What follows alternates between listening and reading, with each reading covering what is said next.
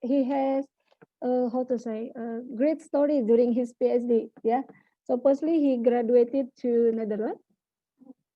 Yeah, yeah. He how to say he enrolled for PhD program firstly to the Groningen University, especially to the pharmaceutical biology Netherlands. But in the process of his PhD period, he has to move following his professor to Germany. Yeah, listen here.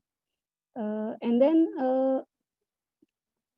he graduated from master program in organic chemistry at Bandung Institute of Technology, as well as for bachelor program, in chemistry, as well from Bandung Institute of Technology.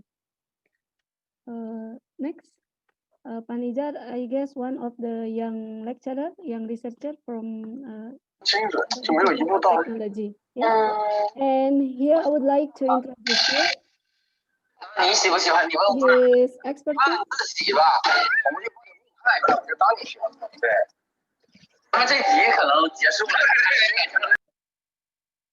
Okay, so please kindly mute your mic, so everyone can really, how to say, receive my voice here.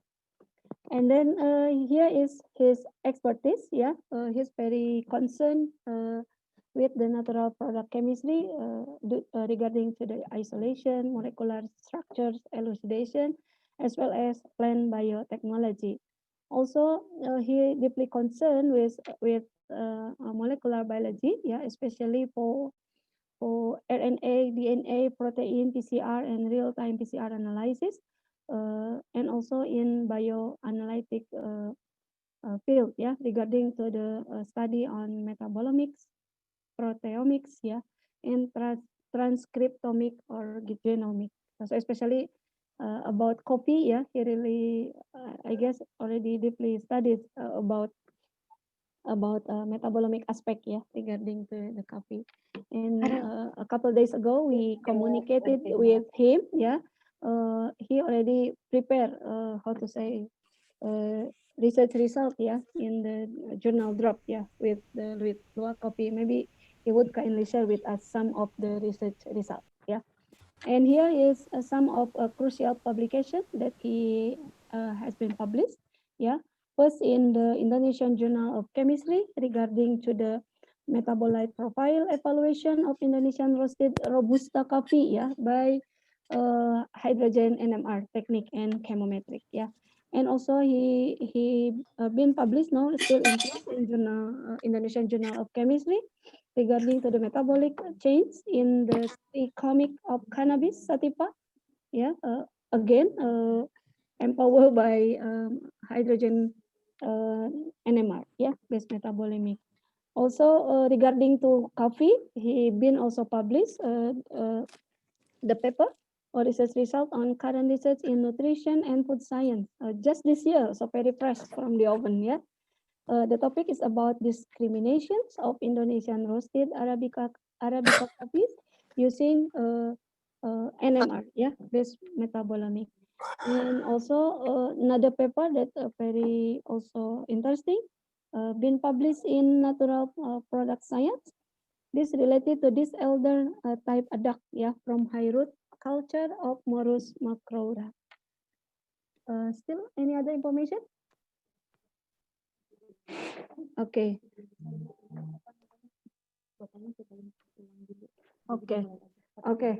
Okay, sure. So, Pak Nizar still, how to say, on the progress, to join with us.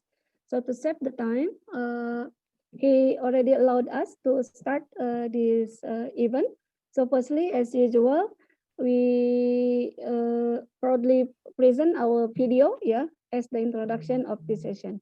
So please join this video.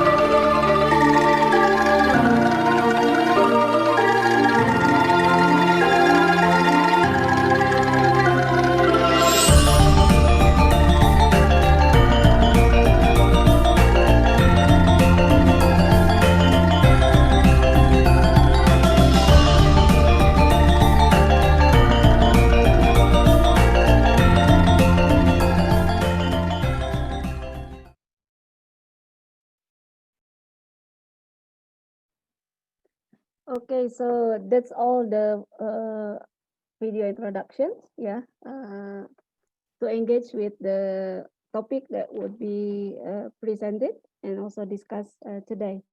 So before we starting to the lecture sessions, I would like to welcome Bapak Nizar Apiana. Assalamualaikum warahmatullahi wabarakatuh. Waalaikumsalam. Oh, Pak Nizar, Mr. very good Mohammed, morning. good morning. Uh, First of all, on behalf of the committee of this Ketua Summer School, we would like to thank for your great availability and also support, yeah, to share with us and also participant from not only from Indonesia but also from other countries. So it would be great for us, Panija, to have your presentation here, especially about the science of coffee and also Saifat coffee, yeah, the typical one from the coffee type that we have in our country. So what's makes the Luwak coffee very desirable, very unique, very typical, yeah, and most of us would like to try to drink it. Today, I guess Pak Niza will uh, provide the description and also the explanation in detail, yeah, about this. So without any further ado, Pak Nizar, previously I have been introduced your CP to all participants. So now is your uh, opportunity to start your presentation. The time is yours, Pak Nizar. Okay. Uh,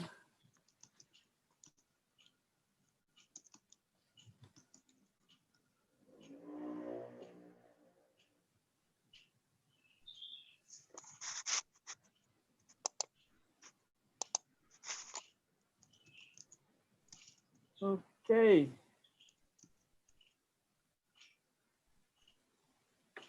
Good morning, everyone. Can you Good hear my morning. voice? Is it Yeah, clear? excellent. Very clear, Pak Nizar. Okay. Thank you very much. Wait a minute.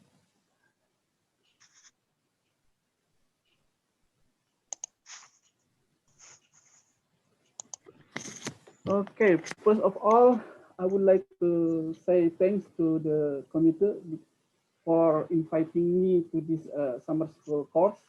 And then I also would like to thank to Ibu Fitri for nice introduction. Okay, today I would like to talk about Indonesian coffee, especially Luwak coffee, or we call here is as Kopi Luwak. Okay, okay, let's see. Okay, initially we will talk about the coffee history. I think it is important for you to know it because at least you will get information how coffee affected Indonesian history. Okay, coffee originally came from Ethiopia in Africa, and then it spread firstly into Arabian countries. And coffee initially was consumed by grinding the bean and mixed with ghee to make a thick paste, and then often used as a food stock for long journey. So ghee is clarified butter, originally came from animal fat. This tradition is still can be found in Ethiopia, especially in Kaffa and Siamo. Coffee bean roasting and brewing, as we conducted today, first was known in Yaman in the middle of the 15th century.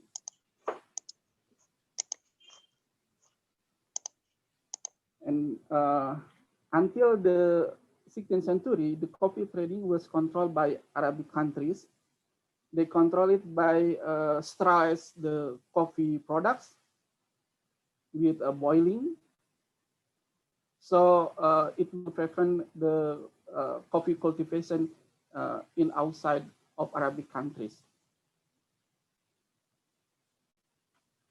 However, in the end of 16th century, the coffee seed were smuggled out of Arabic countries to India by Baba Budan. Baba Budan is a Sufi. usually coffee is consumed by Sufi to make awake in the night. And then the Baba Budan cultivated it in India, and it was successfully. Actually, it was just the matter of the time that coffee will spread around the world. Coffee was introduced to Venice, Italy in 1570, and then spread to the rest of Europe. In the beginning, coffee was considered as a Muslim drink by most Europeans. Even some Europeans thought coffee is haram or forbidden to drink for Christian. However, coffee were more widely accepted in Europe after it was approved by Pope Clement VIII in the 17th centuries. And the first European coffee house opened in Rome in 1645. And this is the painting. The above is the condition when the coffee house is opened in Vienna. So you can see here the servant is Turkish. I think it contains a little bit political because at that moment Austria won the war against Ottoman, against Turkish. And coffee house become a popular place for serious discussion, resulting the advances of philosophy, science, politics, and technology. Before, European only know wine and beer. As we know, wine and beer make our productivity become lower.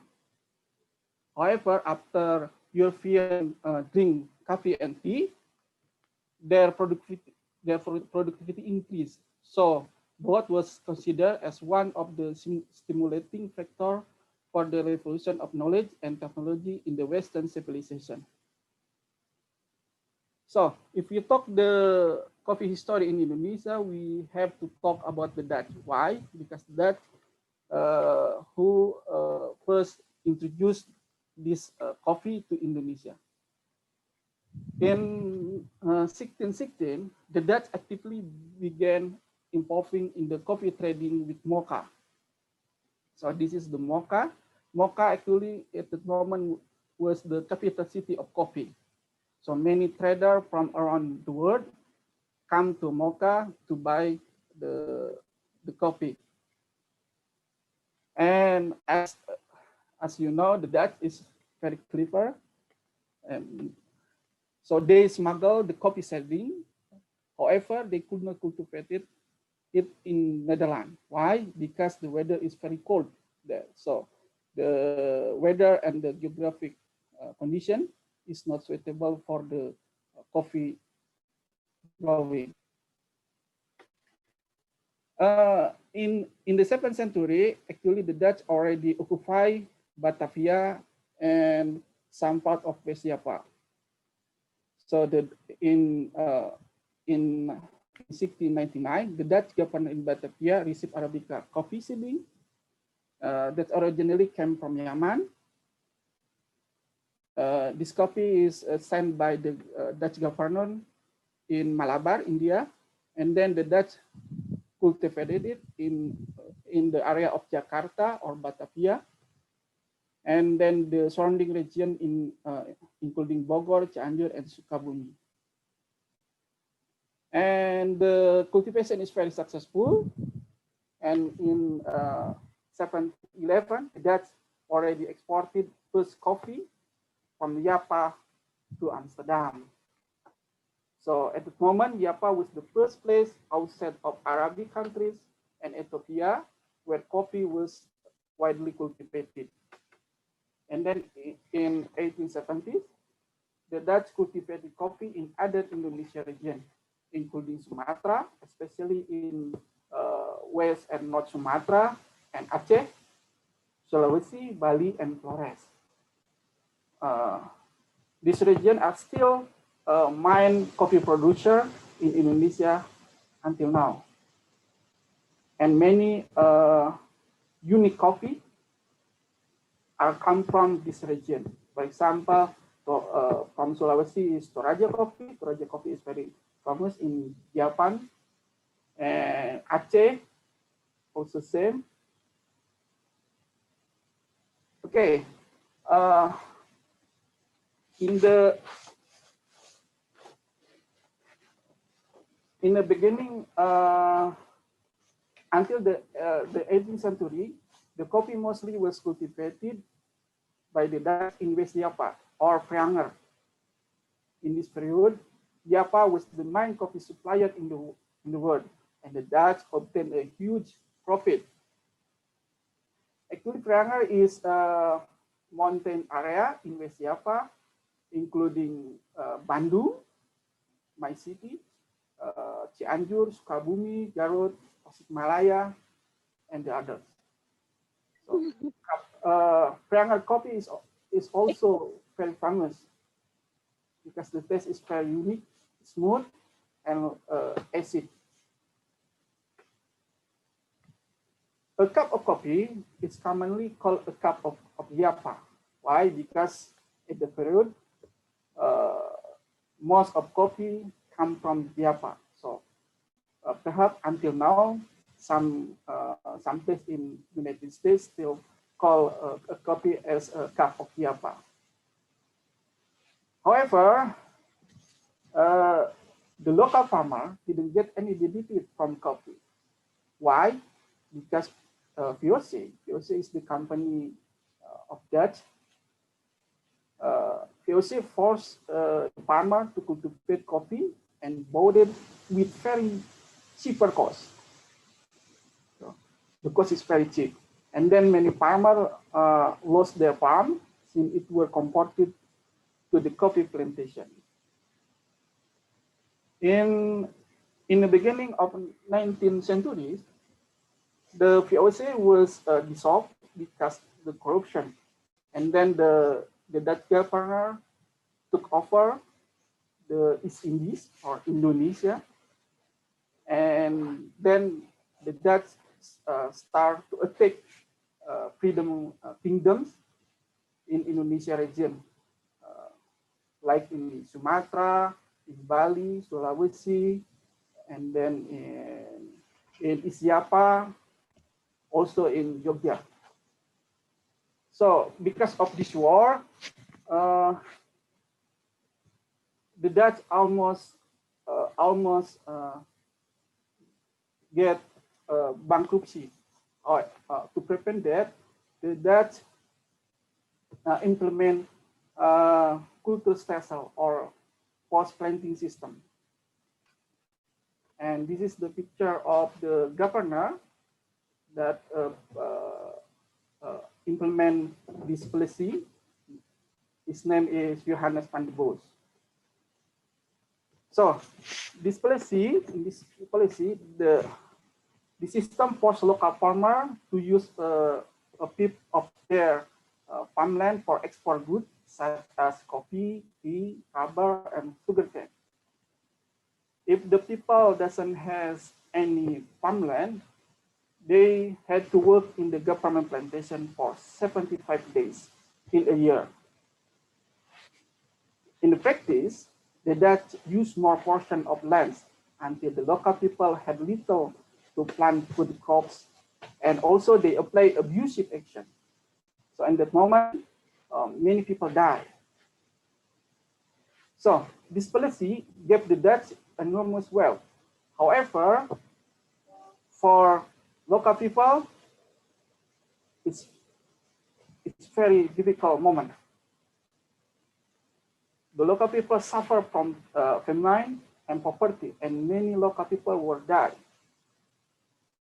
This period was the worst time for local people, for Indonesia, during the Dutch occupation.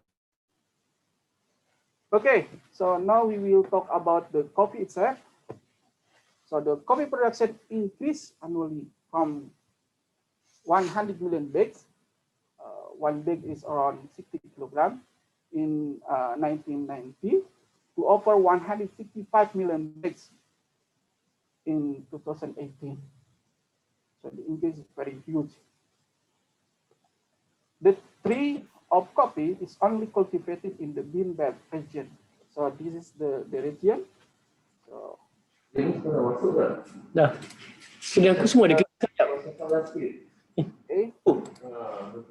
And coffee is produced by more than 50 countries, involving 25 million farmers. With the biggest coffee producer is Brazil. So Brazil can produce around 53 million bags in a year. And also Brazil, the biggest Arabica coffee producer. The second is Vietnam. The production of coffee Vietnam is around 28 million bags. Vietnam is the biggest Robusta coffee producer.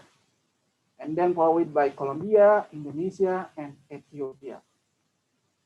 So Indonesia is the fourth biggest coffee producer in the world. Not bad. Okay. Coffee is one of the most important tropical commodity. At least 100 million family depend on coffee for living.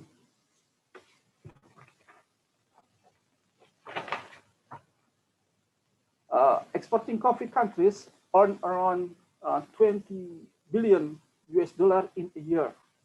So it is huge money.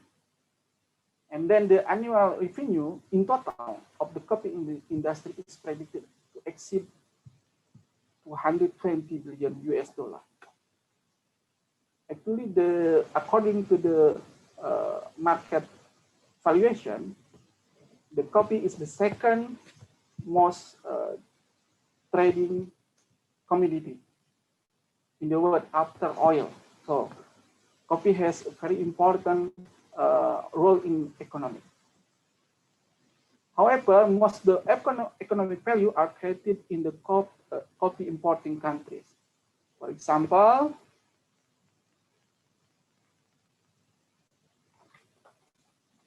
this is the price of green bean. If we see here, the price of green bean is around $0.05 per cup. And then if we process it become roasted coffee, the price becomes $0.15 per cup. And then if we drink a cup of coffee in a cafe or restaurant, the price will be around $1.50 per cup. And if we buy the coffee in the special coffee house like Starbucks, the price becomes at least $3 per cup. Okay, so you can see from $0.05 per cup become $3 per cup. So actually, the people who get, or the country get the bigger advantage from coffee, actually the importing coffee countries.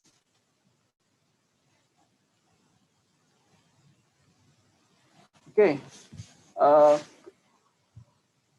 coffee is one of the most consumed beverage in the world. So you can imagine over 3 billion cups of coffee are consumed in the world every day. The high coffee consumption is mainly caused by, first, the distinctive flavor. Okay, because coffee is very rich with flavor. You can see here in this wheel. This wheel is used for the coffee tester. So you can see many kind of taste.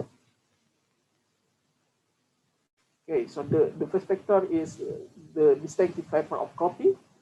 And then second is the social factor. Okay, for example, you drink coffee because your friend take you to the coffee house or give you a cup of coffee in the coffee break. And then with coffee, your social activities become more fruitful.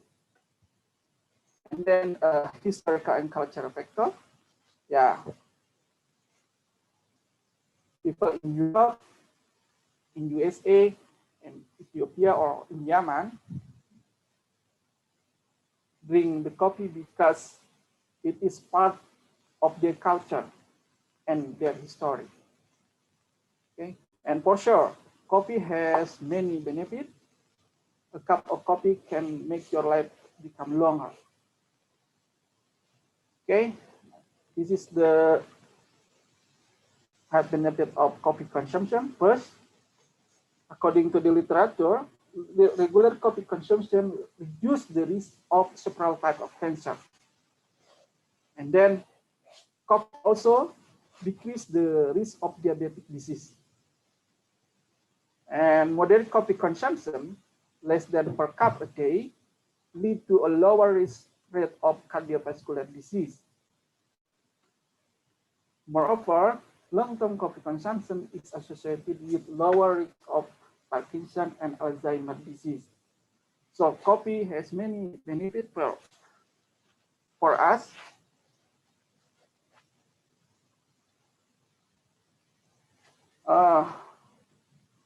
Actually, coffee contains many compounds, but there are some important compounds.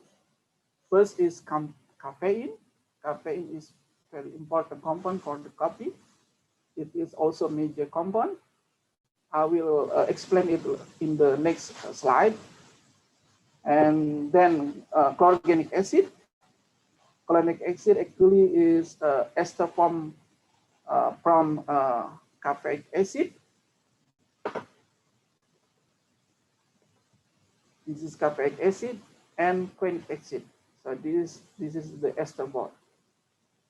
Quinic acid has been reported having hepatoprotective, cardioprotective, neuroprotective, anti-obesity, and anti-hypertension. So chlorogenic acid is good for our health. And then trigonelline. Trigonelline, if we see the structure here, is a salt. So that means it can dissolve properly in the water. And trigonelline can be an indicator compound for the good quality of coffee. Why? Because the higher the trigonelline content, the better the quality of the coffee. So one of indicator of good coffee is high concentration of trigonelline. And then sucrose. Sucrose is important carbohydrate compound in coffee. It's found in high concentration in the green bean.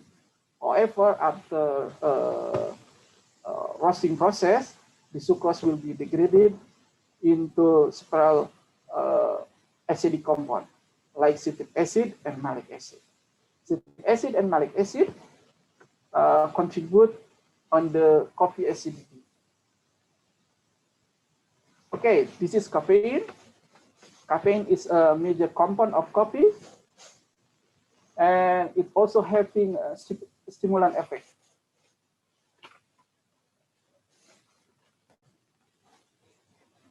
Coffee is the mostly widely consumed psychoactive drug in the world. Psychoactive drug is a chemical substance that changes nervous system function and result in alteration in perception, mood, uneasiness, cognition, or behavior. So caffeine is addictive for sure. Yeah, it's caffeine, nicotine, more or less safe. Caffeine can be found in coffee, tea, cacao, and cola nuts. If we see its structure, here, caffeine structure is very similar with the adenosine structure. So this part, okay, this part is very similar.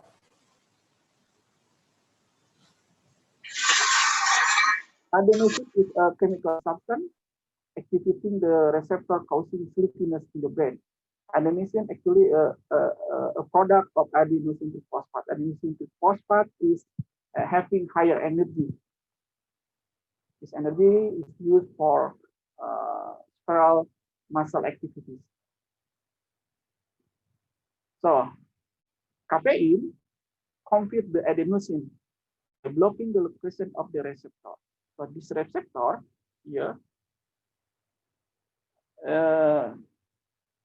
this receptor is blocked by caffeine. So adenosine could not attach to the receptor. Because of that, we can still awake after drinking coffee or tea. So, in other words, caffeine can increase the activity in the neurotransmitter because it prevents to the sleepiness. So, I continue. So, in our body, caffeine is metabolized in liver into paraxanthin, theobromine, and theophylline. So, this is caffeine. Its structure and then is metabolized into paraxanthin, theobromine, and theophylline. If you see the structure here,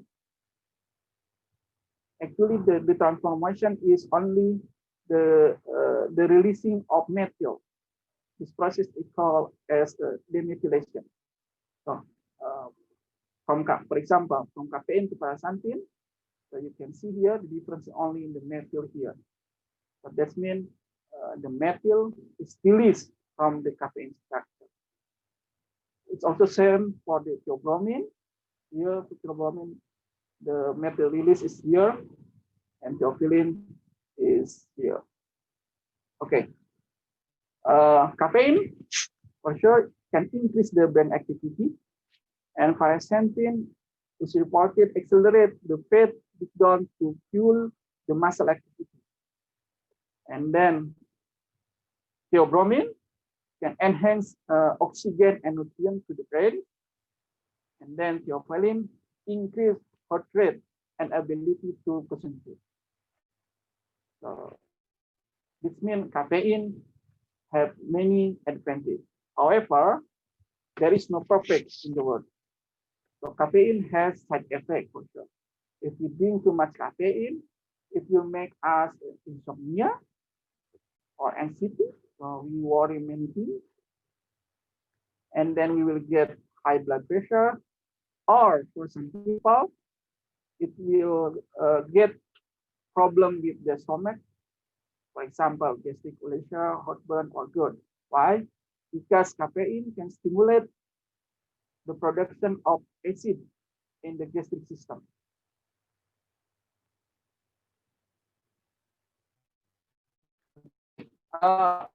Arabica and Robusta are most consumed coffee in the world.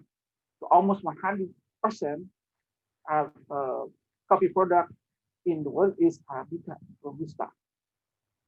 So there are another coffee product like Excelsa, also or Liberica, but the famous is Arabica and Robusta.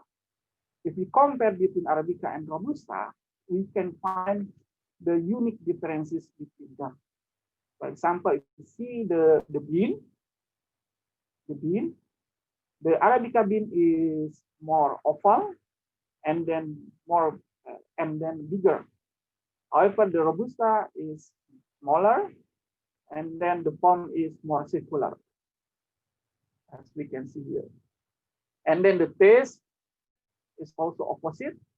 The taste of Arabica is sweet, higher acidity with this note of fruit, floral, chocolate, and nuts. However, Robusta is characterized with lower acidity, bitter for sure, and often with a woody or burnt rubber quality. And if you see the number of production, Arabica production occupy 70% of world production. Brazil as the largest producer. And for sure, the price is more expensive. The price is more expensive. Robusta occupy the second place. It covers around 30% of world production, with Vietnam as the largest producer, and the price is cheaper. And if you see the compound content, Arabica is characterized with lower caffeine, lower chlorogenic acid, and higher liquid and higher sugar. Robusta, in the opposite, characterized with a higher caffeine, higher chloric acid, and lower liquid and sugar. And if we see the cultivation condition, Arabica need more specific cultivating requirement. However, the Robusta is in the opposite. It's less specific cultivating requirement. And from the yield, Arabica has less yield. However, Robusta has more Kopi per hectare. And also Robusta is very strong, resistant to the weather and the disease. Okay, now I continue with the Luwak Kopi. So I will talk about the history a bit. So in the post-planting system period, the Dutch prohibited the farmer from taking coffee cherry for personal consumption. So at the moment, the farmer could not drink the coffee. So the farmer learned that Asian palm civet or Luwak like to eat the coffee cherries. And then they also find that the feces of the civet still contain intact coffee beans covered by the pigment and the silver skin. So the part that disease did is only the pulp here and the outer skin. So this structure, this part is still intact.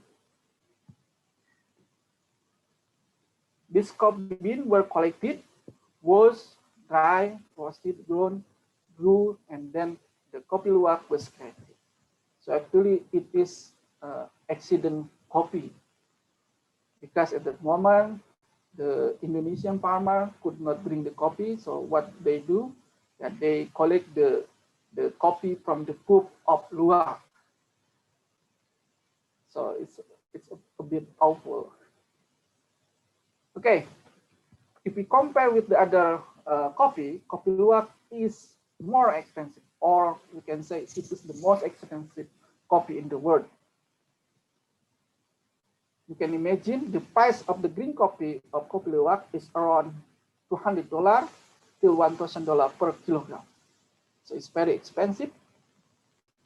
And the price for a cup of Kopi Luwak is around between $4 until $100. And then the white Kopi Luwak, the white one, is more expensive than the cage Luwak coffee or Kopi Luwak.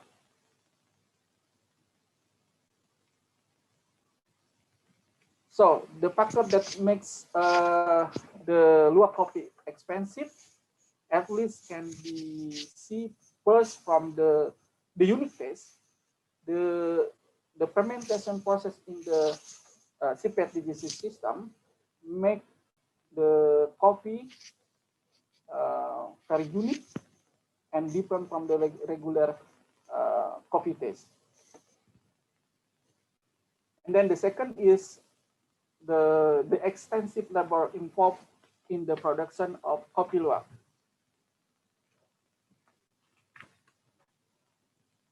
So, for example, if we make a Kopi Luwak from the cage civet, it's very expensive. Why? Because, for example, we have to feed the civet with various foods like meat, fish, and then vegetable, and then it must be, and the luwak must be checked regularly by the veterinarian. So it is very expensive, and then the yield of coffee luwak production is very low, because luwak only eat in small quantity. Eat the coffee in small quantity. So that's the reason why Kopi Luwak is expensive. Besides that, the low availability in the market make the Kopi Luwak expensive. the demand is high. The demand is high, but the availability is low. So here the economic law works. Enggak. So the kopi luwak become expensive. Okay, so this is the process how to make kopi luwak. So it started from the coffee tree for sure, and then the luwak will eat the coffee cherries, and then they poop, and then the farmer will collect the seedbed pieces, and then dry it in direct sunlight.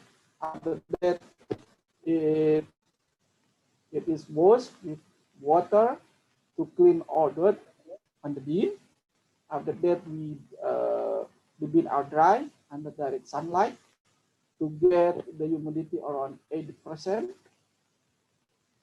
And then the bean are sorted, so, and then pounded to clean the skin. And the green bean is ready to be baked, stored, or roasted. After that, you can drink the kopi luwak. Simply, this is the process how people make kopi luwak. So actually, the difference is only here in the beginning. If you compare with the other method, like wet process or dry process, the difference is here in the initial steps. And interestingly, the seedbed only eat the mature cherry. That also make the taste of luwak coffee unique.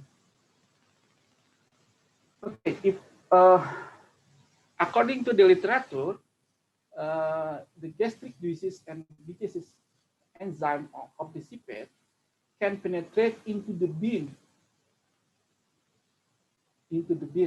resulting in modifying the microstructure properties of the bean. For example, from the bean of kopi luwak were harder and more brittle, and then the color were darker and possess a higher level of red, so the color is different. And if we see using SAM is a tool to see the surface of an object. So, for example, here is the normal or regular coffee, and this is the green, the luwak coffee, the green of luwak coffee. So if you see here, we can find there is a hole in the surface of the green bean. It is a proof that the acidic or gastric juices and the enzyme penetrate into the bean. And according to the letter also, proteolytic enzyme enter the beans and degraded the storage protein. So the enzyme penetrate into the bean, and then they degraded the protein, become amino acid. So this process,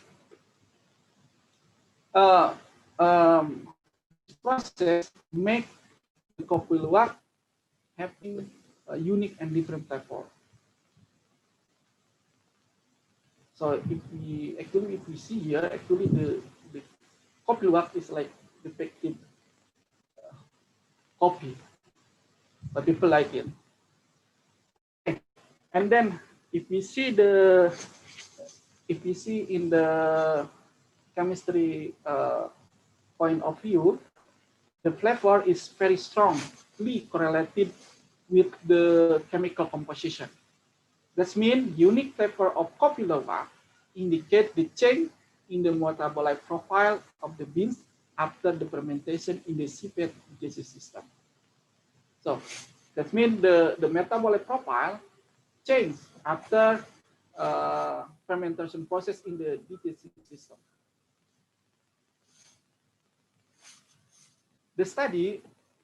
However, the study on chemical profile of kopi luwak is still very limited in literature.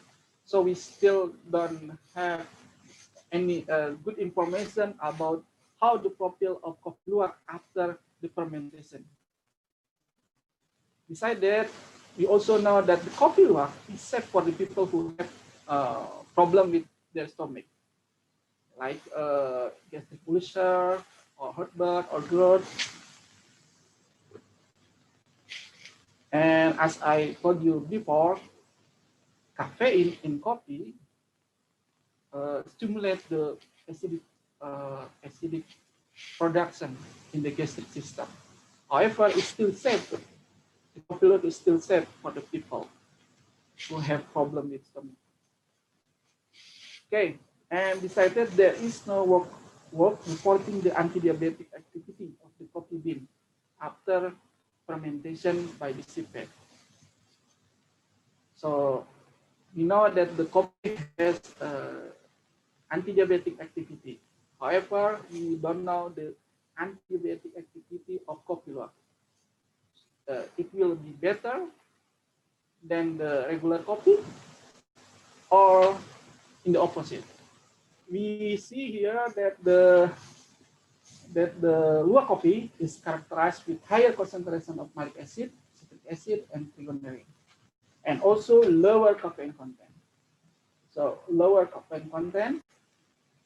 So we know that low level of caffeine will importantly contribute positively to insulin resistance. So it's good for anti-diabetic. And malic acid, citric acid, and trigonelline have been reported having anti-diabetic activity. So that means if we see the profile of coffee luwak have a better potential as anti-diabetic functional food compared to the regular Arabica coffee. Okay, I think it is the end of my presentation. Okay, thank you. I give it to Ibu Fitri. Thank you very much, Ibu Fitri. Okay, all right. Thank you so much, Pak Nizar. We learn a lot.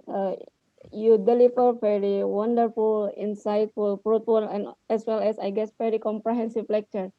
From your presentation, we just knew, the long history of coffee from Africa, Arabic region, to Yemen, Italy, and then move to European region, and finally come to our country, by Dutch colonialism, gitu, and then you also, how to say, very comprehensively shared to us about the coffee history in terms of social function, why it become the most consumed beverage, for us due to its stimulating factor, from the chemical compound inside the coffee.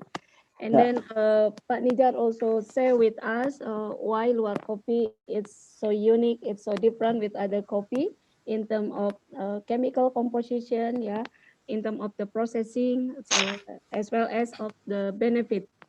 It's very clear.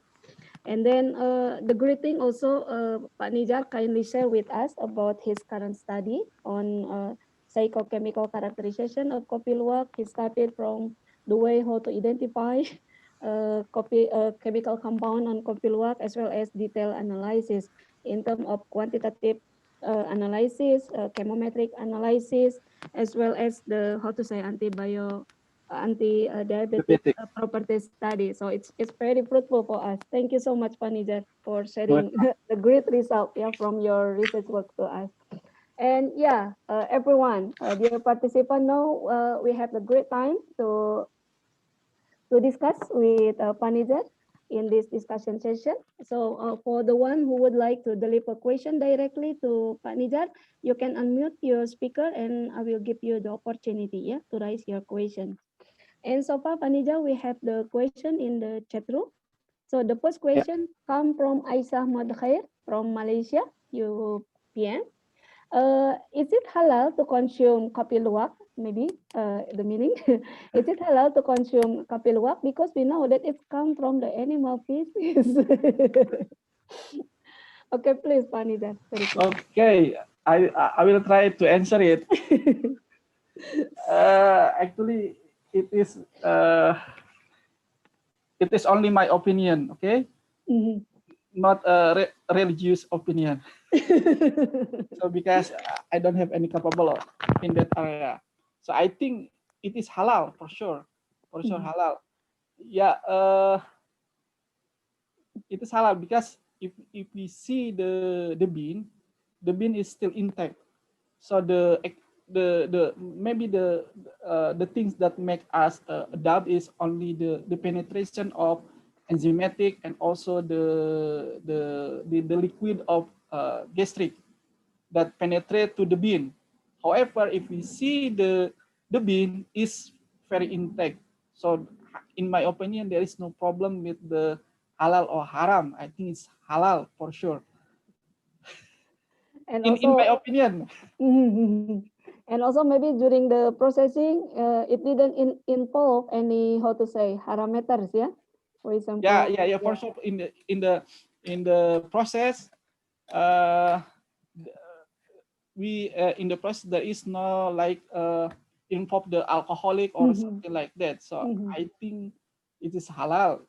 Also, if we see in the process, yeah. But yeah, I know there are some luwak farmer that abuse the sipet to produce the luwak coffee. But in my case, I took the sample is from the Malabar coffee plantation, and they have the certificate, halal certificate, and also they check regularly the sipet. So I think it's halal.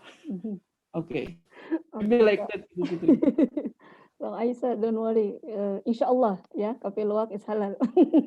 In my opinion.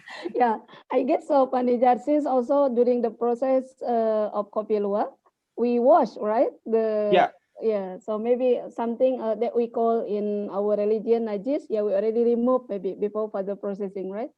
Yeah. Yeah, maybe also that's my standing opinion. Okay, and then another question from Atika, also from University Putra Malaysia. So I have question as well as now seafood diet is varied as they are omnivorous animals. They eat small insects and other fruit as well. How to maintain the diet of wild seafood to get the desired luwak coffee residue? Do they went to the cage with the wild one too? Okay. So for because actually the luwak coffee is divided become two types. First one is the cage sipet luwak coffee as sipet coffee, and then the second is the wild sipet coffee. So for the wild one, I think there is no problem because yeah the sipet is live in the nature, so they can eat everything from insect, from meat, chicken, or everything they can found. They can eat it, and also they eat vegetable. Uh, for the cage sipet coffee, the food menu for the sipet is very important. So the farmer should give the sipet with meat, fish, vegetable, honey. So actually the farmer treat the sipet like a human, like a human. So uh, but but in my opinion, maybe there is a difference between the cage and the wild civet coffees. So you can see in my slide here, for example, the number of bacteria acid, lactic acid. So we can find more lactic acid bacteria in the wild civet coffee. No, in the cage civet coffee. Why? Maybe because they eat different food if you compare with the wild one. So in the cage civet coffee, uh, they have to eat the food that provided by the farmer. So maybe the variety the the type of food is different. So that is the reason. But uh, but there are some some farmer who abuse the Luwak coffee. Lagi rapat. They abuse the Luwak coffee. For example, they only feed the sipet with only with coffee, for example, like that, or sometimes with the vegetable. So they don't care with the animal feeding. So that's still the problem. But in my case, I think I can share you with the video. But the video, Wow. It I would be think I great, watch it in your video. There is some clip about the Luwak coffee in Malabar Mountain. Yeah, they really take care all thing about the sipet. So yeah, maybe like that. I hope I can answer it. Yeah, I properly. guess you deliver the point. Yeah, Atika. I guess it answered well by Dr. Nizar. And still we have some question here from Patin Fakiko, also from Malaysia. So how much the suitable amount of caffeine we can consume per day, as it had a side effect to our body? Maybe about daily intake, yeah, for coffee. Yeah, for daily intake, I think it's 2 grams. It the dose is the level the dose level is very high actually. 2 grams. It's less than 2 grams is okay, but actually it's different from the person, from the people, because some people can drink a lot of coffee and they feel all right, but when, for example, for me, I cannot drink coffee more. Why? Because I have problem with my ulcer, with my gastric. So if I drink more coffee, I will get like like ulcer gastric. So that's the problem. Actually, it's depend on the person, on the people.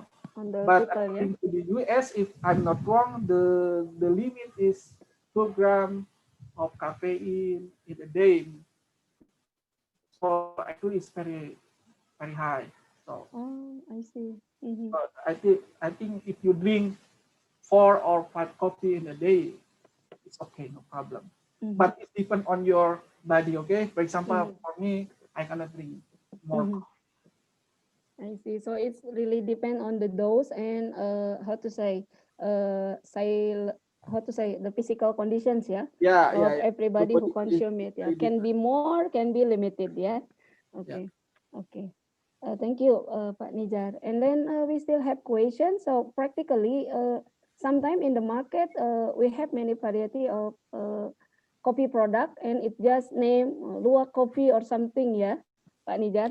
So Yeah. how can we differentiate the real Luwak coffee with the original one or the fake one from the taste, for example? So how can we how to say easily differentiate? Yeah, this is kopi luwak, this is not, for example. Okay.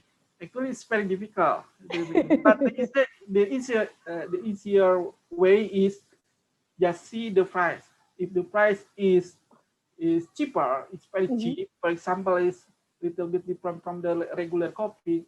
So you have to you have to get worry about the coffee. Maybe it's only the big Luwak coffee. But if the price is higher, it's very expensive. Yeah, probably that's the Luwak coffee. So And the then, original one must be expensive, yeah. yeah, and then about the taste is actually is very different. And because it's depend on the, for example, in the type of the green bean. For example, if the green bean is Arabica or Robusta is different from the Robusta. For example, the Kopi Luwak from Arabica is very different from the Robusta. And then also from the region. For example, the Luwak coffee from Indonesia is better than from the Philippines, for example, or from Ethiopia. And also from Indonesia also is very different. For example, if you drink the Luwak coffee from Indonesia, from West Java, for example, from Preanga, it's very different from the Luwak coffee from Aceh. So if we see the taste is very difficult. However, if we have a good facility, maybe we can just what I did. Maybe we can try to to check, yeah. to check it with analytical instrument. For example, here I use NMR. So here I can find that the difference between the regular coffee and the Luwak coffee, there are three compounds, at least. First one is the chlorogenic acid. The chlorogenic acid in the regular coffee is higher than in the Luwak coffee. And then the second is the caffeine. And then the third is, what else? I forget. Chlorogenic acid, caffeine. What else? I forget. Another compounds. Yeah, another compound. Yeah. Right. Yeah, we saw from your slide, yeah. And another question is, what actually the coffee type that CPET can digest, Arabica or Robusta or even both? Both. So the CPET can eat both because they only eat the meat of the fruit. So they only eat the meat of the fruit. The meat is sweet, so that's the reason why the CPET eat the coffee cherries. So they actually the CPET only need the meat. Oh, well, whatever, yeah, Arabica or Robusta, it's Robusta or Arabica. okay. Okay, thank you, Pak Nidar. Also, we still have a question from the participant. Is it possible to produce Luwak coffee in the laboratory by maintaining the condition as the CPET gastric? Actually, there are some publication and patent that that explain about how to produce kopi luwak in the laboratory scale, yeah. Yeah, in the laboratory they use like a chemical, or they also use like the bacteria. Oh, I see. So yeah, I think if I'm not wrong, they already patented in USA, but I don't know about the taste. And also the result, maybe, yeah. Yeah, also the result. Yeah, in the laboratory. But is it possible? Yeah, it is possible. Yeah, it's possible. And then yes, this one maybe the question, yeah, related to this one. Okay. Okay. This is the wheel tester. I think the name. Yeah, how to determine, maybe it's very interesting, yeah. Yeah. If the composition like this, it will be correspond to this aroma, and then the taste like this. Yeah. So how to. Okay, can we wait a while?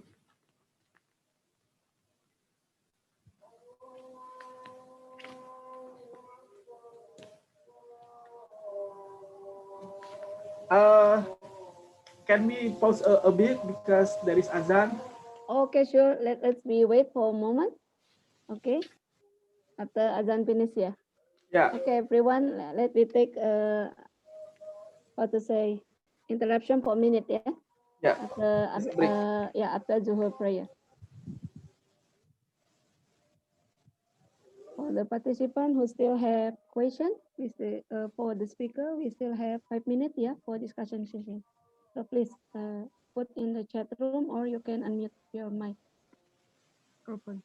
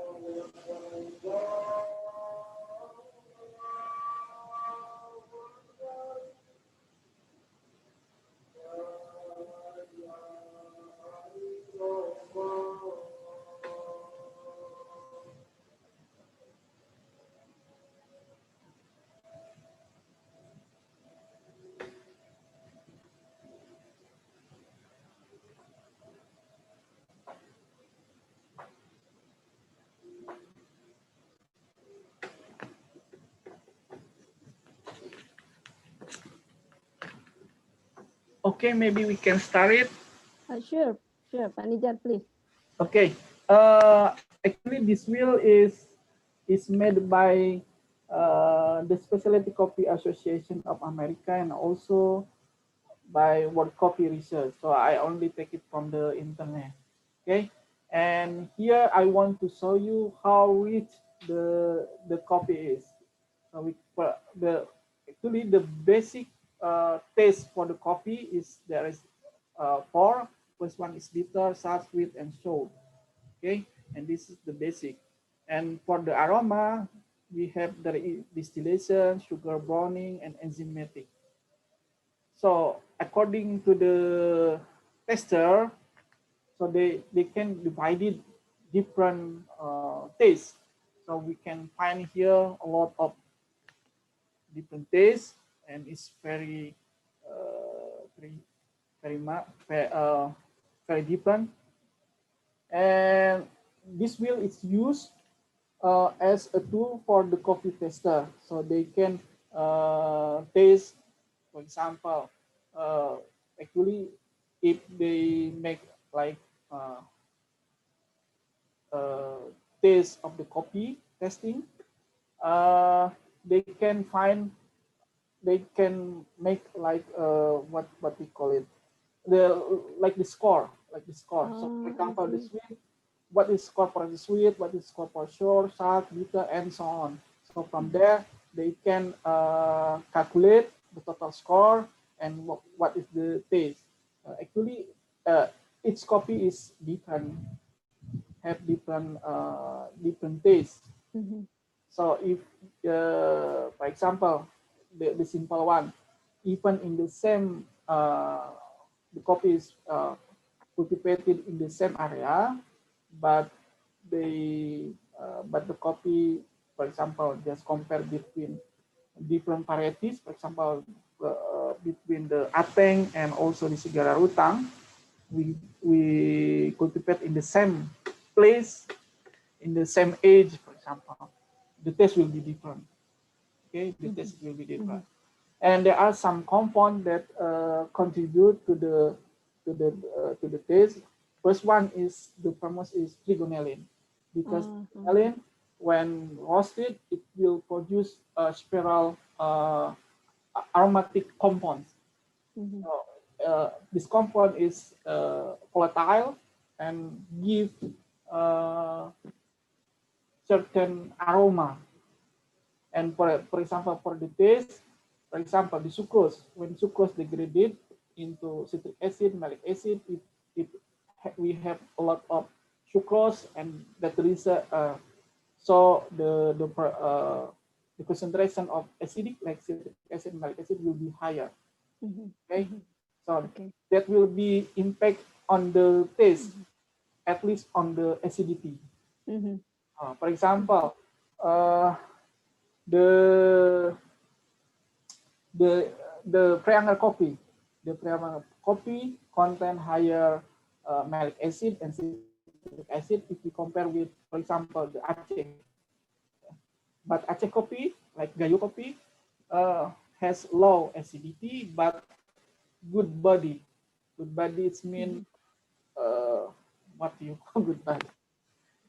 Good kind. I mean like not not acid, but is not sweet, but it's like sour. No. It's like the viscosity of the coffee is high, but probably like that because it contains more lipid, more lipid, okay, and more carbohydrate, for example, like that. So this will only, I want to show you how rich the coffee tastes. Okay, so every coffee has different taste. For example, in Indonesia, we have a lot of coffee. If you compare between the Preanger, the Toraja, Gayo, Lintong, Lampung, Intamani, Papua, uh, the taste is very different. The taste is very different. Okay. The diversity of Indonesia not only on flora and fauna, but also in the coffee. In the coffee, yeah.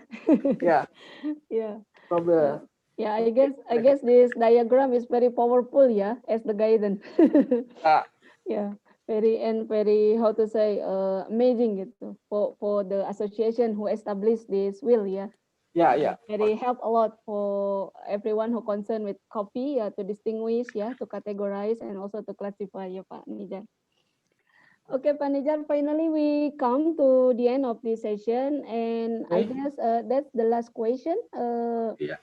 for this discussion session. And for the participant who still have any question or inquiry for Bapak Dr. Nizar, you can kindly post your question or inquiry in the Google Classroom, yeah. And later on, yeah, we will organize to manage that question.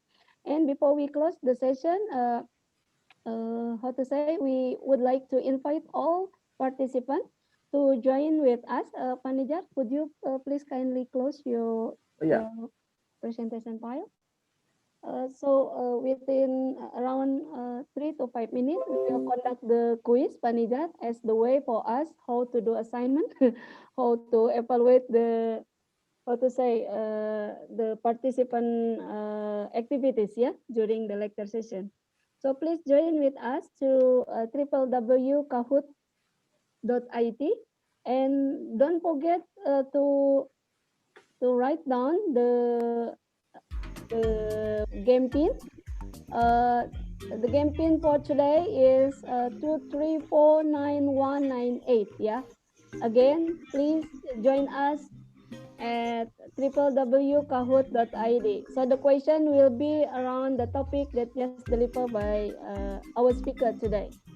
Okay, we are still looking forward to other participants to join with us. Okay, thank you, Hana, Shah, Faiz, Aisa, Najiha, Natwan, Tira, yeah. And then Frank, thank you for joining us again. Tika, P, yeah, Risti, Ekan. Okay, we're still waiting for other participants to join. If you follow the lecture, I do believe you can answer this question, yeah. And maybe the token for this game, yeah, we will prepare the copy, but not copy luwak maybe, because it's the regular copy. Or the typical copy from Bandung and other region, yeah, in Indonesia. Okay, 28 participants already joined with us. So maybe we are waiting until 30 something. Yeah, all participants is around 50. Okay. So please be ready. We will counting down from 3, 2, 1 now, and the game is starting.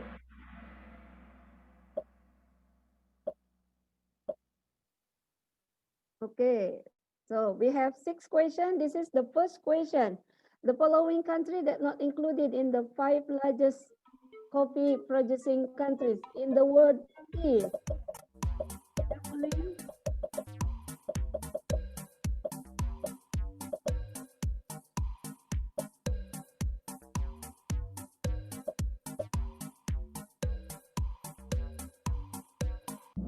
Okay, wow, perfect, yeah, perfect. And then next, wow, who's the participant lead for okay?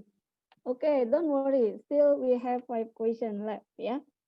The second question is long-term coffee consumption is associated with low risk of.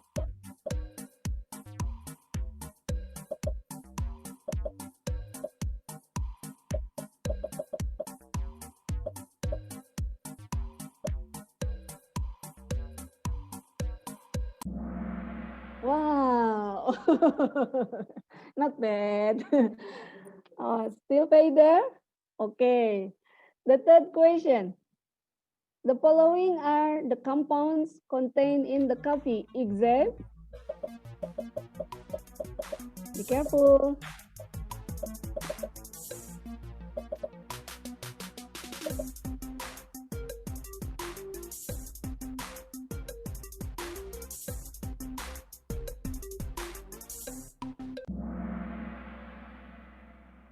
Okay, great.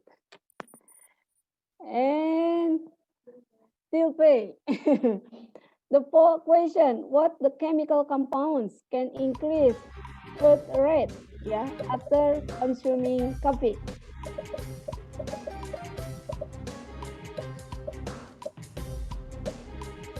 For this question must be 100% correct, yeah. But let's see. Oh, still, yeah. Wow, surprisingly, Jackie come up. Okay, still two question, I guess, remaining.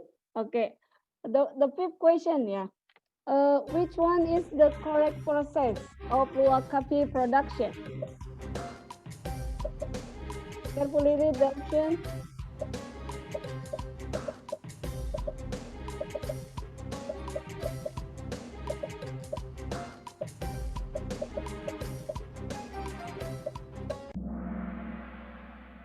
Okay, still, oh, still Jackie there. And then next, this is the last question. The sucrose in Luwak coffee from cage sipate is lower than white sipate due to